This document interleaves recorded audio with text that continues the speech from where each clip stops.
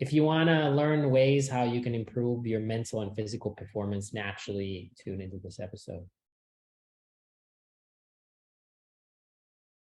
All right. Welcome, everyone, to a new episode of the NeuroFlex podcast. I am your host, Toby Passman.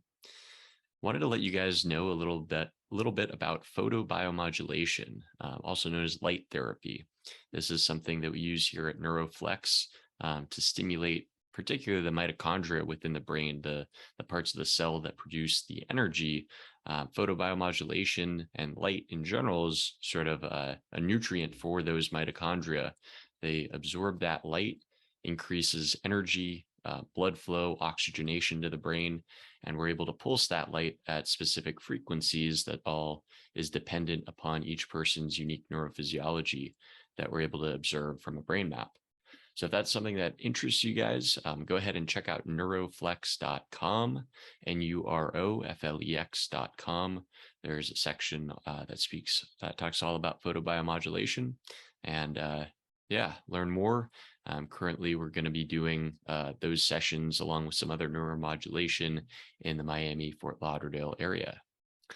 So for today's episode, we have two guests today, two very special guests, Tero and Danielle.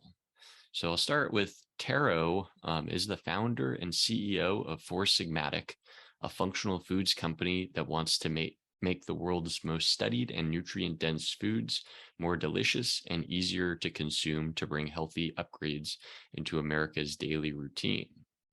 And as an expert in all things related to nutrition, health, and wellness, Tero is the author of two previous best-selling books, Healing Mushrooms, an educational cookbook from Avery Publishing, and Santa Sold Shrooms, a children's book for adults about the magical origins of Santa Claus. Danielle is a key player in the worldwide mushroom movement as a registered herbalist of the American Herbalists Guild, certified holistic nutritionist, instructor of mycology, and head of education at Four Sigmatic. Danielle is teaching the world about the importance of a life on functional mushrooms. And they, both Tero and Danielle, recently collaborated on a new book called Healing Adaptogens that is coming out in a few weeks now, right? September 27th, it looks like. Yep, that's right. Awesome. Yeah, I was able to, your guys' publisher sent me a copy of it. And as I was mentioning right before the interview, I just devoured the PDF. There was so much really interesting information in there. So really, really approve of the book. Awesome stuff there. And welcome to the show, you guys. Thanks for having us. Absolutely. So tell me a little, kind of, maybe each of you guys could tell me a little bit about your journey into health, into kind of this functional medicine or functional food sort of space, and how you originally found out about adaptogens and functional mushrooms and all this stuff. What were your guys' entry points? Ladies first. I will start my story. After my undergrad, I took a one-way ticket and moved to Asia and lived out there for several years. I was leading trips in the backcountry, primarily in Thailand, but all over Southeast Asia, living with hill tribe people and villagers where herbal medicine is still a really alive practice part of daily life. So I started foraging with my host mamas and going to collect different medicines from our backyards, and became really fascinated by this whole art of herbal medicine. And I ended up moving back to the States and going to grad school for herbal medicine and opened a private practice, kind of classic story. I have no idea what type of clients would be attracted to me. And what I got was these individuals that were like, I have tried every practitioner. You're my last resort. What can you do for me? And this brought a lot of chronic illness and undiagnosed or misdiagnosed diseases and autoimmunity. And so I started specializing in functional mushroom-based treatment. So really making individual formulas for every body and just falling in love with the power of these mushrooms, and totally kind of shocked at why they weren't a bigger presence in the Western world and in our medicine cabinets, and actually found Four Sigmatic looking for an easy, convenient way to get these medicines into my clients' bodies that mimicked the ancient intent. So that mimicked the way that humans have been using these ingredients for thousands of years. And since then, Tero and I have collaborated and shared this amazing love of trying to get this medicine and these foods to as many people as possible. Awesome. How about you, Tero? What was your introduction into all of this work? Yeah, I'm a 13 generation family farmer out of Finland. So I grew up on our family farm that we've had at least since 1619. My dad is an agronomist. My mom taught physiology and anatomy. So I started learning about agriculture and soil and forest from my dad, and about human body science and nutrition from my mom. And then ended up studying first chemistry and then nutrition myself, and been working with professional athletes and other high performance for 20 plus years, when I started getting into adaptogens as well. And then about 10 years ago, started a kind of like you said, a functional foods company specialized in mushroom and adaptogens called Four Sigmatic. 10 years and 100 million adaptogen mushroom servings later, we're here, and I've written a few books about these topics, like you said. Right, and I definitely remember Four Sigmatic kind of being at the very early stages of the game, and in the sense of like back at like the bulletproof conferences. I probably went like 2014, 2015, and I remember seeing your guys' stuff really early on then. So it's super cool to just watch the progression and to see how much more accepted and knowledgeable people are starting to become about these things. I wanted to really ask you guys before we go any further. So an adaptogen, can we define that term? Because I think a lot of people, a lot of the audience has probably heard that term thrown around. Maybe they're taking one themselves, but don't fully understand what that term means. So could we just get a definition of what an adaptogen is? Yeah, great question. I'll kick it off and then have Tero fill in any gaps. But adaptogens are a grouping of, we call them super plants and functional mushrooms. So there's about 30 of them that exist. We really focus on the top 21 most relevant in our book. And there are 3 criteria that qualify them as adaptogens. They're essentially safe. So we call them non-toxic. They're safe to take every day, long-term. You can think of a lot of them more like foods than medicines. The second is that they're non-specific. So this is really interesting. They don't exert a specific action in the body, like being directly energizing or directly sedative, but they actually work with each individual's body to deliver a slightly different benefit based on that body's needs. And the third is that they're all normalizing. So they're really looking for this balancing effect on the body. A lot of people think of them for their benefits with stress support. And the really interesting thing about this group of plants and mushrooms is they've been used for thousands of years across the world in many cultures, Ayurveda and TCM and many folk traditions. But we also have this amazing past 70 years of clinical research to back up their original use cases. So it's this really interesting intersection where we have the anecdotal evidence and these hundreds or thousands of years of experience and the research, which kind of puts them into this really powerful category that's so relevant for our modern world and modern minds. Awesome. Anything you'd like to add to that, Tero? No, maybe one thing relevant to listeners of this podcast is, although all of the adaptogens are natural substances and they're very much used for hundreds, if not thousands of years, the name adaptogen is about 7 years old and it's very much evidence-based. So in order to qualify as an adaptogen, you need to be very much proven by hard science. And for example, to write this last book, we went through like over 1,000 research papers combined for these 21 adaptogens to just write the book. So they're very much like, although they're sometimes used incorrectly as marketing jargon, the actual basis of adaptogen is very much evidence-based. And to qualify as an adaptogen, my understanding and really, I think my understanding really came from reading the book. It has to sort of be able to bring the body back into homeostasis, right? Rather than drive this body specifically, either upwards like a stimulant like caffeine or downwards like a, sedative like alcohol. There has to sort of be this bringing back into homeostasis that these compounds share.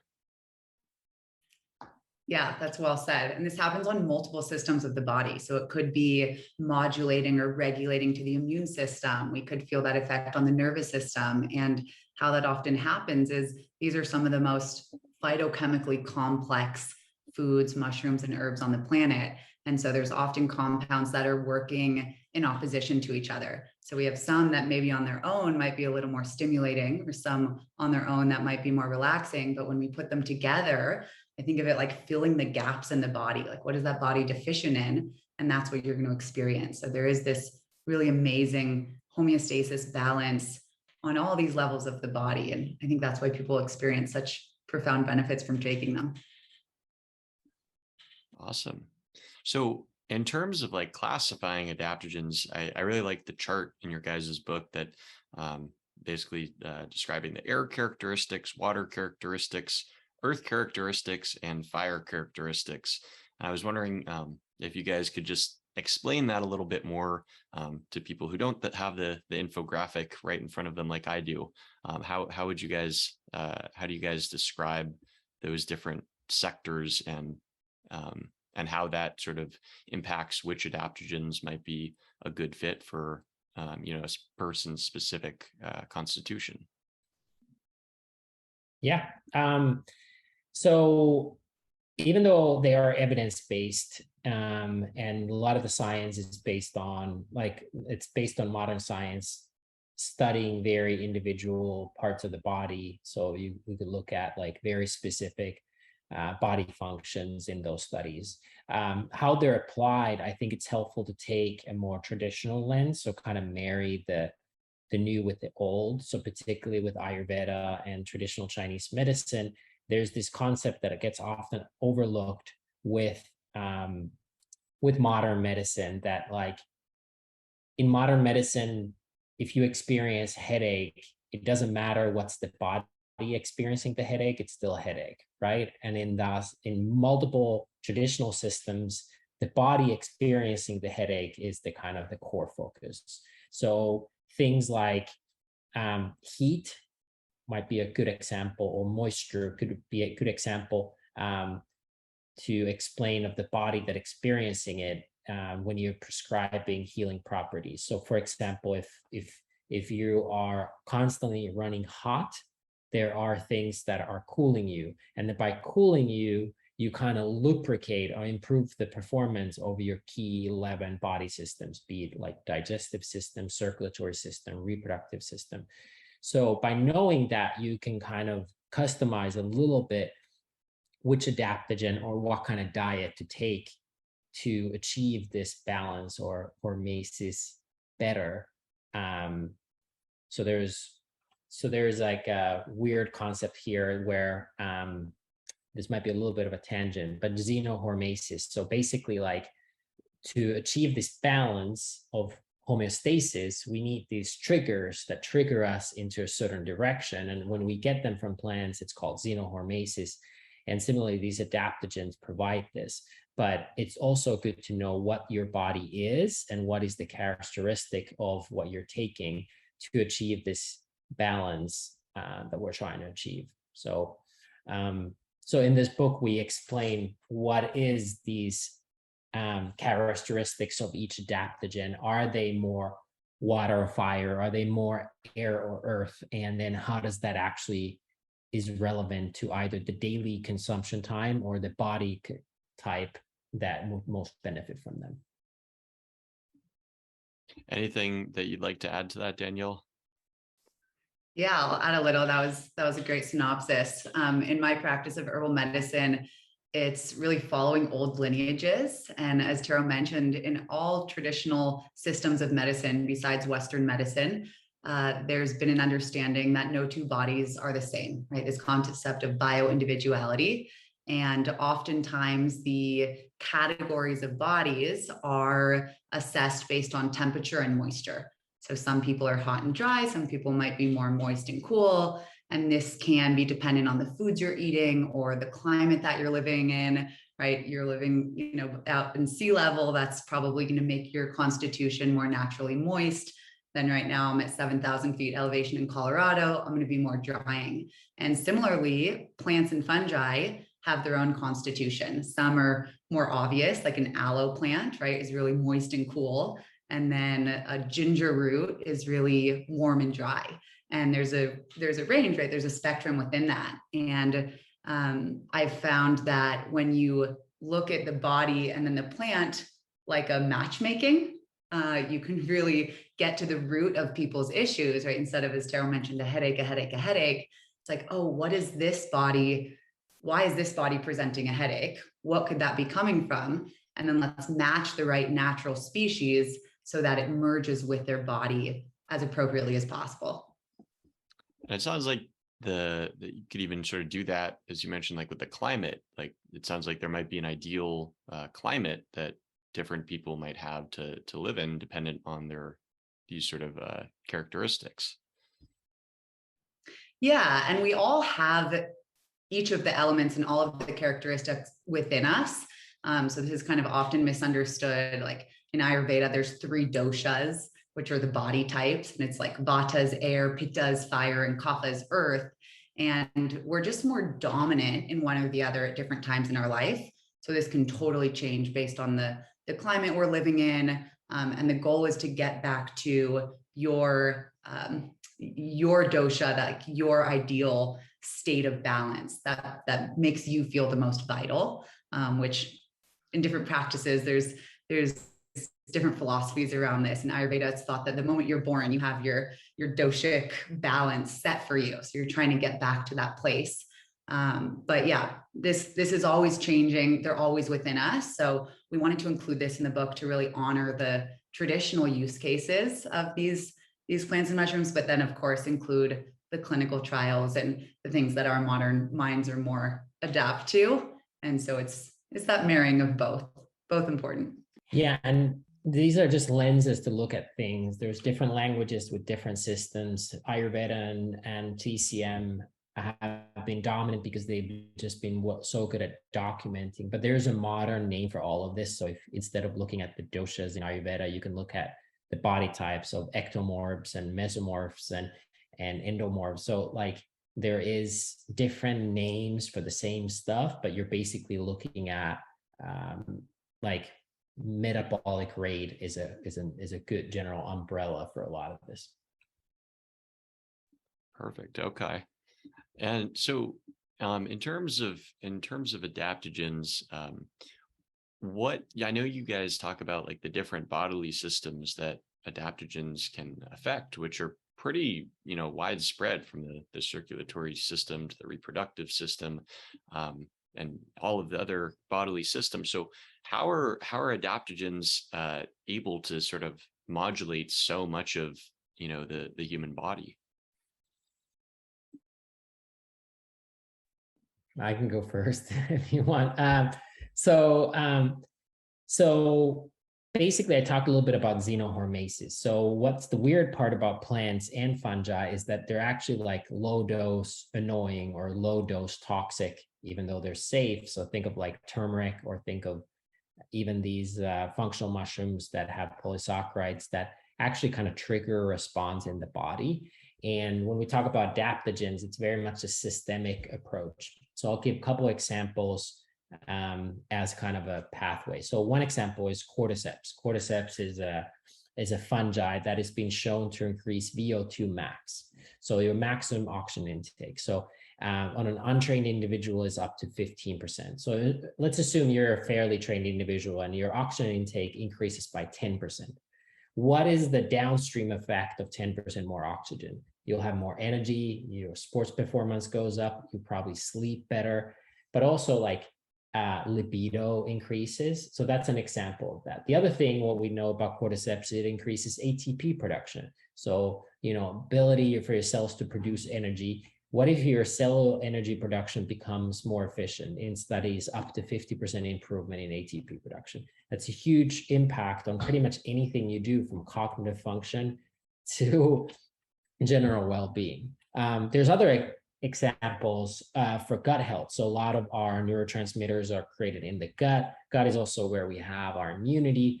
So things like phenols and beta-glucans found in adaptogens are able to improve gut performance, and we can talk about specific studies if you want, but they actually have a huge positive impact. And everybody has mushrooms in your gut. So having these possible positive fungi in your gut will make the performance better. So I think those are just some examples on how they're able to have such a profound impact on our physiology. Yeah, I'll add one more piece. Adaptogens really look at the body as an ecosystem as it is, right? So instead of targeting, right, and not being specific to whether it's a ailment like a headache or a bellyache or whatever it might be, they're non-specific by nature. And so the effects that we experience are really different based on where we're at going into it. So let's say we experience a lot of headaches, but that's rooted in having digestive upset. So we take perhaps a functional mushroom that's adding all these amazing prebiotics into our microbiome. 70% of our immunity is in our gut. So we're having these immune improvements. Maybe we have more energy because we're processing our food better. So we have less stress, and then the headaches go right? So there's this kind of like domino effect that happens. And we always say that, like, as we were organizing the book, we tried to choose 3 main benefits for each of the species.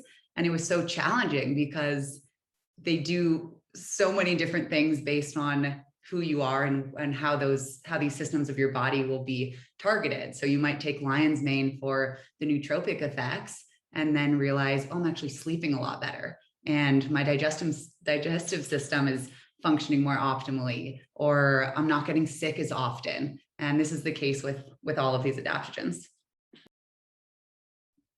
So now, I guess getting more into the specific adaptogens that you guys list, I believe there's 21 that you guys talk about in the book.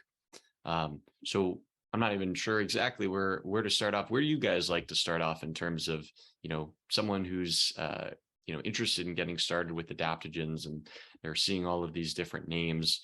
Kind of where does someone start when they're looking to incorporate some of these adaptogens into their life? Where does someone start? Good news is you can start anywhere because they're all safe and they have this balancing effect. That being said, what my experience is that what people need the most is stress and mood improvement. So a lot of people, even healthy individuals, are overtrained or overstimulated for whatever reason. And a lot of people's, mood is a critical factor. So I would look at things like reishi mushroom and ashwagandha as some of like the very first starting places. Both of those have positive benefits to sports performance and cognitive function, but what they're most known for is their ability to impact the HPA axis and our endocrine system, particularly kind of like calming and grounding the body that has been overworked. So I absolutely, you can start anywhere, but for most people, I would recommend with things that are helping you recover from excess stress. And that's why ashwagandha and reishi are some of the great ones to learn first. Yeah, and in a really routine way, I always suggest people start by thinking about things that they do every day, things that they're not going to give up. For most of us, that's a morning routine. Like 70% of Americans drink coffee every morning. But what does your day-to-day life look like? And adaptogens are not a pill for an ill, right? They have to be taken consistently for us to really experience the benefits. And so the best and easiest way to do that is to habit stack, to add them into your coffee, to put them into your smoothie, right? What is this routine that is like, you want to make it as easy as possible for yourself. I used to tell my clients, medicine doesn't work if you don't take it. So really putting it right in front of your counter, like adding it into your coffee before you make your brew that morning, and just building it into this consistent lifestyle. Got it. Okay. And then in terms of, I know you guys come up with like different formulations at Four Sigmatic. Like what are, how does one go about kind of like stacking adaptogens together? How do you guys think about that? Yeah, glad you asked. This is one of my favorite topics. I love a good stack. And maybe starting with the point of like, in herbalism, Danielle has worked on herbal recipes and I've worked on commercial recipes for years and years. And the fact is that you need to stack. Like there really isn't a concept even with supplements where you should take anything by itself. There's absorption reasons for that, but also benefit reasons. So when you create any herbal recipe, there's usually a handful of things. Now, there isn't 20 things or 30 things. That's incredibly, incredibly rare. But there's usually is like 3 to 5 things, where usually one thing is the main herb or fungi, and there's a supporting herb or fungi, and they try to do the same thing, and the other things are there for absorption purposes. So example of that on the psychedelic world could be psilocybin combined with lion's mane, and then there's something like niacin to be a vasodilator and improve the absorption or speed it up. In the non-psychedelic world, for example, we have a thing called Think Elixir, which is lion's mane combined with rhodiola. Rhodiola is another adaptogen similar to lion's mane, but it works on cognitive function from a different perspective than lion's mane. And then we add things like rosehip and mint that both improve the absorption of the active compounds in lion's mane and rhodiola. So yeah, I would say I would avoid taking anything by itself besides like water and basic essentials like salt. But other things you definitely want to stack or have synergistic formulas. And by the way, chefs do this all the time by, let's say you make a curry and you put, ghee and turmeric and black pepper, and all these things are actually what you're doing is creating them in a bioavailable format. So I would definitely recommend it, but avoid recipes that have 20 to 30. Like if you see a product on the market that says this one scoop has 75 things, it probably has none. So, so with the stacking, there's a law of diminishing results there, and you definitely want to have, like, let's say 3 to 10 things together. Really quick, I like to think of this like 1 + 1 = 10. And so when you combine, there's synergy that happens. And some different formulas and stacks are more common. We know a lot of people take turmeric. You'll often find black pepper, add in the turmeric because it makes the active anti-inflammatory compound, this curcumin, 2,000 times more bioavailable to your body. So similarly, with every plant and fungi, there's this synergistic action where it's not just the combination equaling the sum, it makes both of them so much more profound in the body. Toby, do you have a desired benefit here? We can create a custom formula right here on the show for you and your listeners. So if there's a desired benefit, or if you have an ingredient you want to use, we can kind of brainstorm together a fun stack for all the listeners that you can't find elsewhere. Right. Right now I would say definitely looking to improve stress, that being a big one, and sleep. Great. Like restorative deep sleep. Okay. And specifically deep sleep, not so much, let's say REM or something like that, or generally just reduce stress? I'd say like generally reduce stress, along with if there's anything to promote kind of the getting super deep restorative sleep where you wake up in the morning. I'm the type of person that needs my cup of coffee in the morning just to feel somewhat human. So, if there's anything that kind of just promotes better sleep so that I could wake up feeling a bit more normal. Okay. Well, Danielle can choose one ingredient as the main herb and also choose a supporting herb or adaptogen to go with it. And then we'll talk a little bit about what you could put on to increase absorption and supporting ingredients for flavor. So Danielle, choose one and I'll choose the second. Okay, so I'm going to start with cacao. Tero knows this, but I'm a huge proponent of magnesium, cacao specifically, but so much of the time we aren't falling into that deep state of relaxation because we're deficient in magnesium, which is like our mineral for cellular relaxation. And cacao, so the true Theobroma cacao bean, right, what chocolate is highly processed and turned into, is one of the richest natural forms of magnesium. There's so much else going on, but I'm going to start with cacao to replenish your body with that nutrient it needs to actually relax cellularly.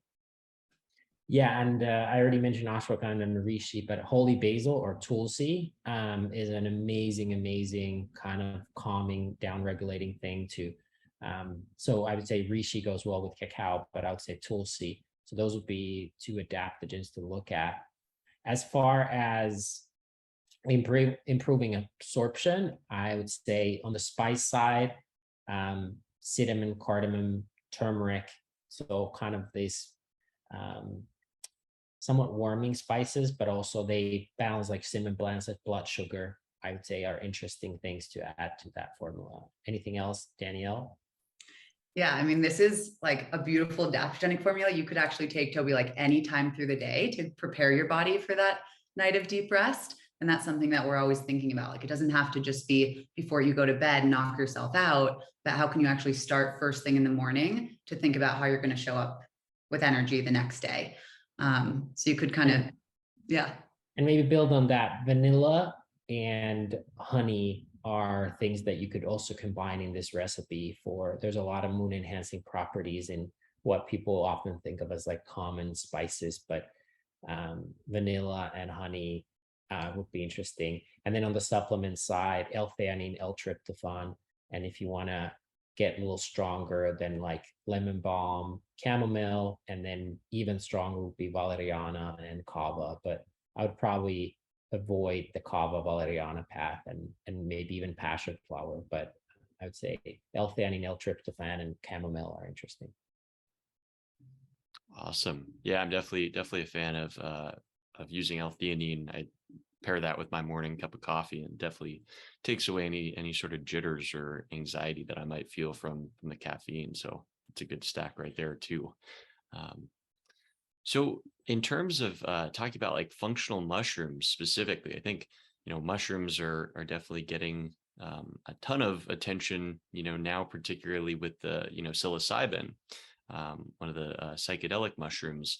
But in terms of just all the functional mushrooms that you guys mentioned, that I guess fall under the category of adaptogens, I know we talked about reishi, cordyceps. I think lion's mane was maybe brought up.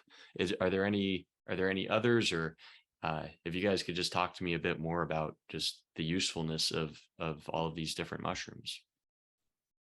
Yeah, you hit on three of the big five, and these top five are also adaptogens. So you mentioned reishi, cordyceps, and lion's mane. We also have chaga and turkey tail. Chaga is awesome. Tero has a deep lineage with chaga that I'll let him share, but it is often used as a coffee alternative. So it has this amazing antioxidant rich profile. It brews into this like jet black bitter beverage. So a lot of the popularity is skyrocketing around like chagachinos and adding it to coffee, but it's a really, really unique fungus that grows on birch trees. Super important to source all of our mushrooms from the woods that they're growing from. They are what they eat, like we are as humans. Totally different conversation we can go into about human fungi DNA comparison, but chaga is awesome for skin, gut health.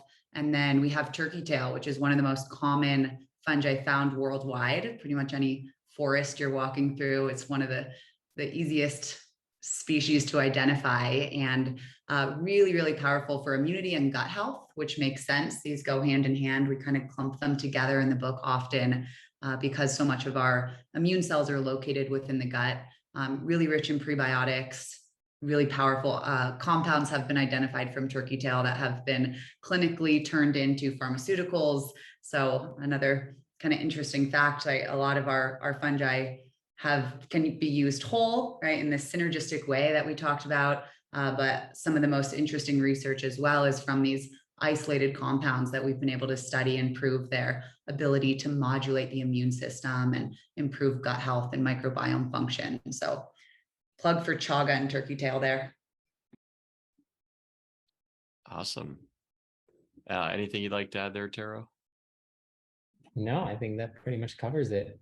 Cool. There is obviously other amazing mushrooms, shiitake, maitake, enoki, mishima. There's a bunch of them, and they might be considered adaptogens at some point. But like, let's say mishima, there's still like limited amount of research on them, and I think over time, there will be maybe more adaptogens added to the list, but like the bar is pretty high, and a lot of things that our marketers say are adaptogens are probably not. Got it. Okay. Now, a question that came up when you guys were talking about like the cacao being particularly rich in magnesium, like can you guys touch on like sort of the differences of, say, if I was to just, take a bunch of supplements that all had different vitamins and minerals in them versus consuming those, maybe those same vitamins or minerals, or if there's anything additional that I'm getting if I consume like adaptogens directly versus, more like isolated supplements.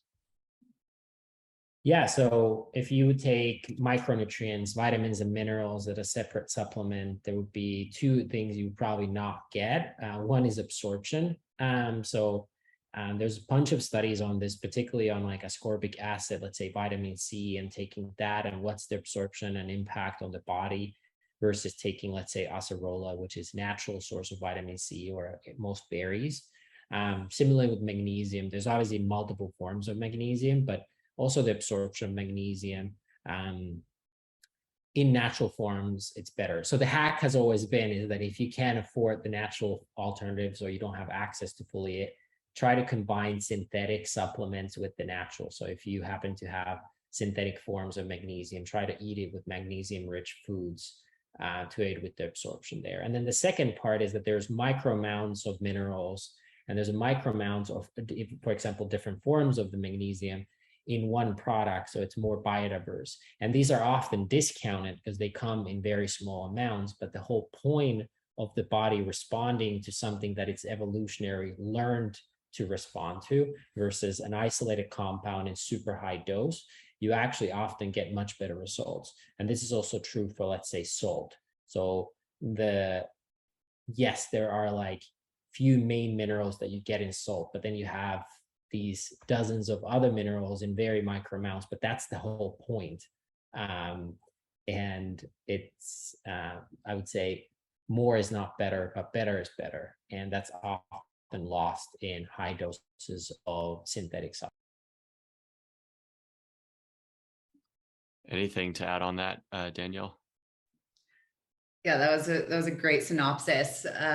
We talked about when you add and stack different herbs together or different fungi together, but it's also important to look at each individual species and note that we're not just taking cacao for the magnesium, right? There's also an amazing amount of other antioxidants, vitamins, other minerals, amino acids, and those are also working synergistically with each other. And so that's kind of the beauty of a whole food or whole fungi substance, is the body recognizes it and knows how to use it and process it. And the absorption, I mean, it's night and day versus just taking out that one compound, which really the point is to usually patent and have a repeatable effect regardless of the body. So the results and the effect that the body experiences are much greater when we use the real thing, the real food from nature, as our bodies, as nature intended. Now I have a question about, can you take too many adaptogens all at once? Like if once I read this book and I'm, and you guys laid out all of the different benefits of, each of the 21, I'm like, I got to start taking all of these. Is that pushing the body in too many different directions? Is there, based on like my unique constitution, would it be wise to limit that, to take select few? Or how do you guys approach it if someone is just like, I want to put everything into upgrading my health and just take as many adaptogens as I can? Is that a good idea or maybe not? There's several pieces to this question. I'll try to address them one by one. The first thing is adaptogens aren't the answer to everything. So I will say they're really profound and they can help us in many ways, but it's really critical to make sure that you're focusing on other areas of your health as well. Like, what are you eating? How are you sleeping? What's your exercise regimen? And knowing that adaptogens are there to support instead of to come in and fix all of your problems. Knowing that, what's really unique about adaptogens is they are non-toxic. And typically how we can think about this is, rather than there being a dose that then pushes you over an edge or makes you experience certain side effects, they have more of a ceiling dose where our bodies can't absorb more than a certain amount at a given time. So it's like you can take 5,000 milligrams of lion's mane extract a day, but your body might only be able to use 2,000, or maybe even 500. The third piece that I want to mention is there is synergy, and each adaptogen can work better with a specific other based on what you're using it for, right? So this lion's mane rhodiola example, or for brain function, or this cacao reishi for stress and helping you relax and fall asleep at night. And so we did include in this book, it's kind of our quirky way of saying this, but best friends, which are, if you want to use more than one, be mindful with your stacks, and you can choose, 1 to 5 that are working with each other. That is going to give you the best results. Awesome. Anything you'd like to add to that, Tero? Well, most of these adaptogens don't taste good to the average consumer in America. So they're very bitter. And a lot of those bitter compounds or otherwise powerful, pungent flavors are why they work. They are nature's way of protecting the plant or the fungi. And then we're just leveraging some of those stress responses that they created. So to take high doses of 21 or 20 products is very difficult, especially to someone who's not used to it, just from a flavor point of view. And that's one of the reasons why I recommend, when you get to a new plant or even supplement, is avoiding capsules and pills, and instead trying to consume them in a way that your body tastes it. Because when you start to take high doses of any of these things, first, your body will crave it because there's a deficit, but it will tell you no mas. And that's basically like your body's way of saying is that you have these. So when you start sipping on bitter reishi ashwagandha tea and you keep sipping it, first it just feels so good, and eventually body's going to say that now you can move into a lower dosage. And I'd love if we could actually expand on, I'm really glad that you brought that up, Tero, related to the taste, because I know you guys talk about in the book the importance also of like tasting like the adaptogen, and that kind of being a signal as to whether that adaptogen might be best for you, depending on if you really like the taste. Yeah, I'm pretty passionate about this because I think it's the reductionist way of both Western medicine, and sometimes also some of us biohackers, we've kind of can't see the forest from the trees, right? So let's talk about the physiological impact. First of all, when you eat something, your body, especially when it starts to chew, you sort of feel-good hormones get triggered, but also saliva and enzymes that will then break. So your body almost like prepares you to consume whatever it's consuming, food or supplement or adaptogen. So that's one. So absorption gets improved.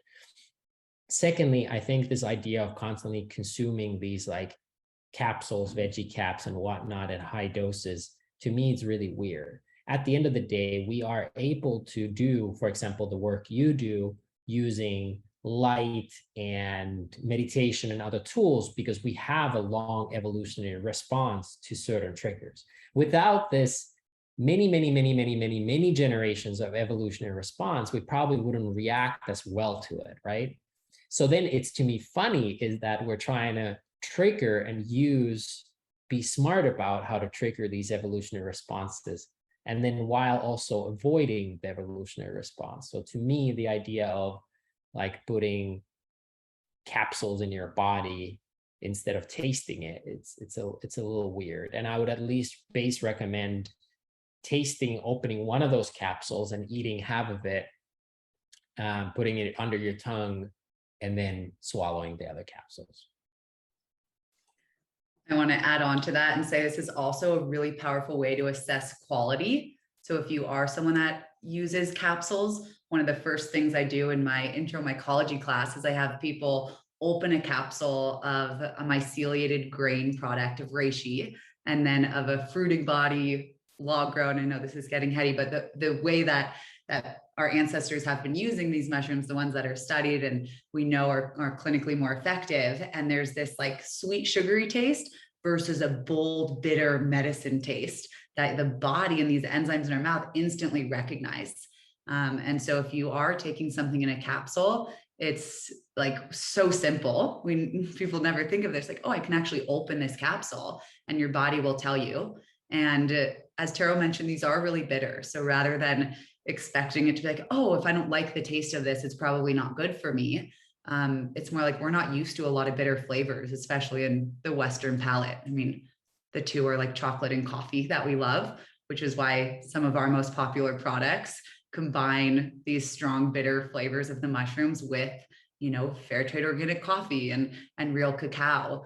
But yeah, really tasting is the first way that our bodies recognize, and there's enzymatic processes that happen like the moment that flavor hits our tongue, right? So like bitter, it's like, oh, it signals our liver, like, okay, we're going to start detoxing right now, those bitter greens in the spring. So if you want to know about quality, open your capsules, taste your medicine, prepare to be surprised what your body tells you.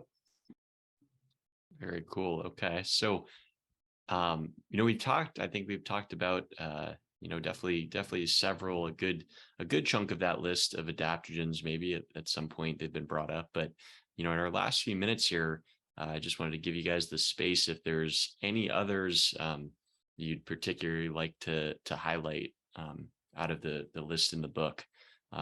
Maybe specifically, I know there's a whole section on ones for sort of like longevity. So I'd be curious to hear. I don't know if we've mentioned any of those yet. Sure. Yeah. Longevity is incredibly important. One of the angles we took is, and something that I learned in the book while researching, like how are these actually working on a very literal physiological level, is with this incredible adaptogen called astragalus. Astragalus is a root. You boil it. In my private practice, I used it primarily for its immune supporting properties. But as adaptogens do, right, there's all these other benefits that they reveal. And one of their profound actions is their ability to act on telomeres.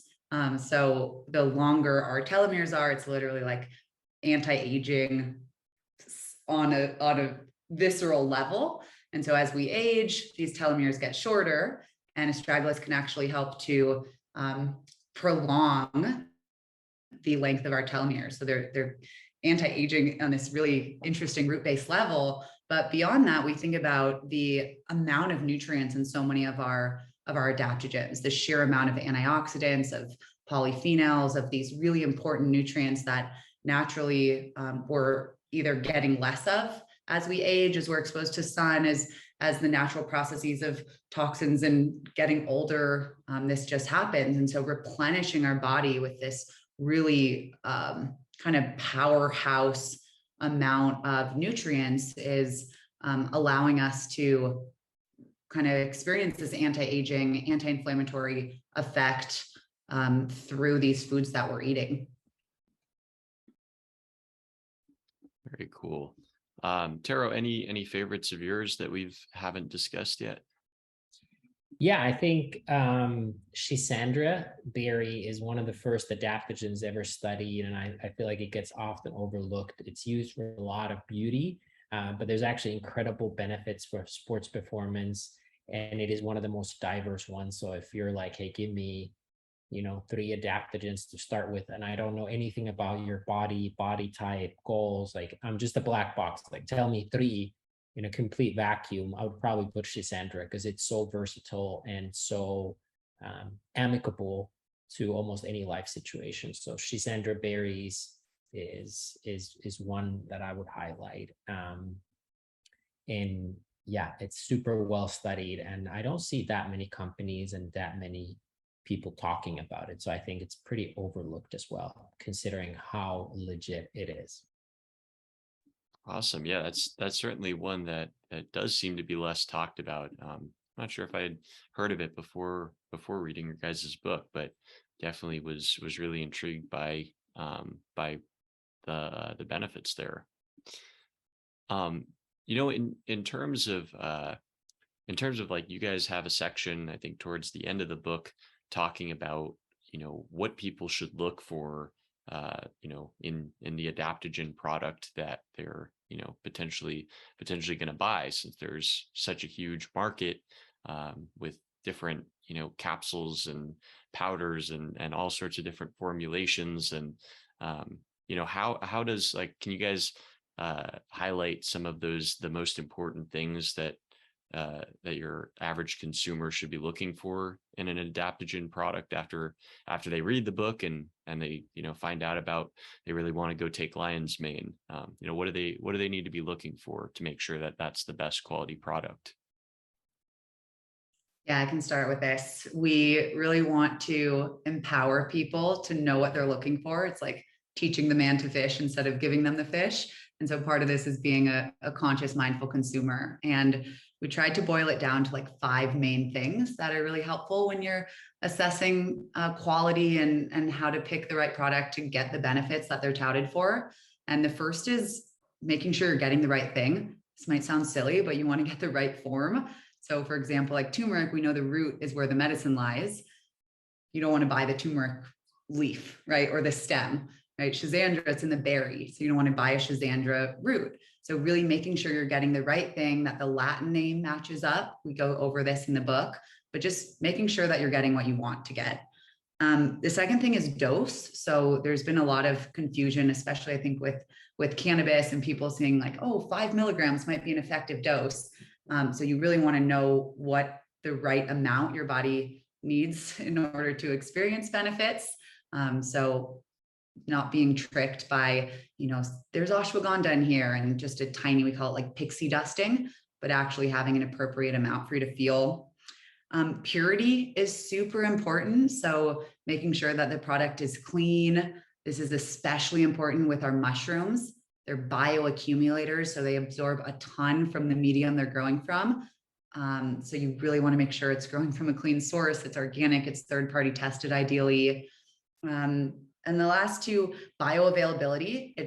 A lot of times it has to be extracted in order for our bodies to use it and absorb it, or bioavailability could also be stacking, right? And using vitamin C, for example, with our mushrooms, so our bodies use it better, or the black pepper with the turmeric.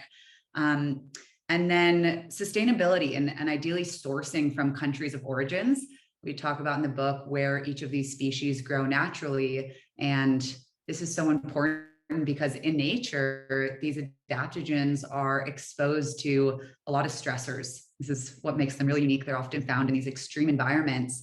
And as a result, they develop compounds that our bodies can then utilize to help us deal with the stressors in our life. And so making sure that they're coming from nature, they're coming from their places that they evolved to grow is really key. And if you go through this checklist, we give lots of examples in the book, if you want to purchase online or in different grocery stores, but ideally, there's always new products coming on the market. And so if you can go through this list and make sure that each one is checked off, it's pretty certain that you'll experience the benefits from the adaptogen.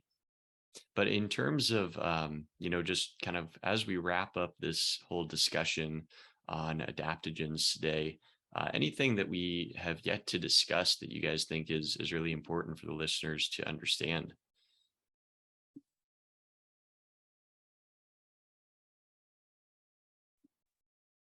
Do you want me to go first? Okay. No, I think,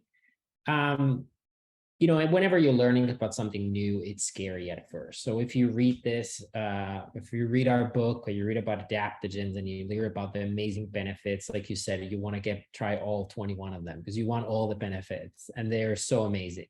So you get all excited, but then you get kind of worried, what exactly to take, when to take, how to take. What I would just say, these are incredibly safe. And unlike, pharmaceuticals and isolated compounds, the risks are very low and they're so safe and easy to use. So I would just encourage, start somewhere and try experiencing them in your body. They're also great that even though they offer holistic long-term health benefits, many of them, not all of them, but many of them also offer noticeable short-term benefits. So I would just encourage you to start learning. You don't need to learn all 21, but you could learn 2 and start reaping the benefits in your daily life. Awesome. Any last words before we wrap up, Danielle? I was just going to say, keep listening to your body. The body's the best teacher. So this book is a great start, but your body knows best. So start small, experiment. The threshold for whatever scary effects you might feel is really low. It's like, these are more like foods. You can start with things like cacao or moringa. Like, a lot of these are used as foods, and just continue to check in, tune in with your body, know that this is like matchmaking in a lot of ways. So if you experience something that is unique or isn't written in the book, don't dismiss it. That's amazing information. And yeah, have fun with it. I hope this book is just like the starting off point, and then the journey really begins when you start bringing them into your life and feeling how your life begins to shift with them on board.